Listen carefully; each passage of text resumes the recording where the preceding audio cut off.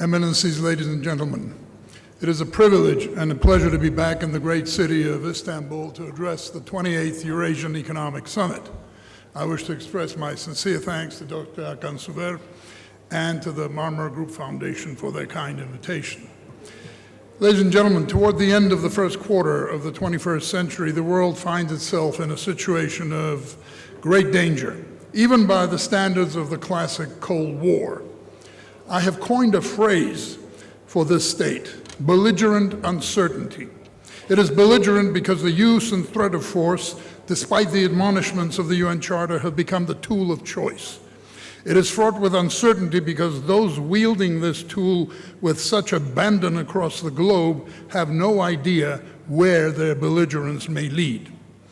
This state of affairs is underpinned by the dysfunctional relationship among the three most powerful states, with the diminishing element of bilateral diplomacy and growing posturing due to the absence of a constructive long-term policy towards each other.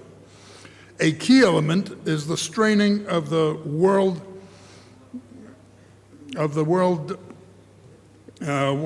non-proliferation regime due to the failure of the established nuclear powers to show a good example to the aspiring ones. Trust deficit at all levels within countries and among them is at record levels, and the erosion of trust in public institutions is pervasive. All of the above creates a very precarious situation in the world. It is not a world war, but it is certainly a world at war, with diplomacy in abeyance. The element that is mercifully missing from our current predicament is the direct hostilities among the major powers. Therein lies the window of opportunity for serious, creative diplomacy based on stable judgment and statesmanlike approaches to international affairs. With the biggest and most powerful nations unable to overcome their differences in a constructive manner, it increasingly falls to the middle powers to take on the responsibility of re-engaging the diplomatic toolkit and demonstrating leadership regionally and on the world stage for the benefit of all peoples. Finally, where is the United Nations in all this, you may well ask? The return of war as the tool of choice has almost entirely sidelined the multilateral diplomacy mechanism set up 80 years ago. This sad reality is starkly reflected in the dysfunction of the UN Security Council.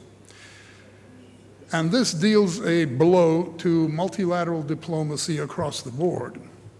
This state of affairs also hampers the work of the UN Secretary General, not only as an individual, but importantly as an institution. The current Secretary General is doing his best to get the member states to engage beyond lofty words from a high rostrum and the adoption of all-encompassing documents that none of them actually have any real intention to implement. But it is truly an uphill battle. This will persist until such time as the Secretary General has the latitude to perform as the UN Charter requires and is given the means to do so. In closing, let me reiterate my appreciation to Dr. Suver and to the Marmara Group for their outstanding work in searching for solutions to some of humanity's most urgent problems. It is more needed now than ever. Thank you. Thank you very much, dear David Chikvaidze.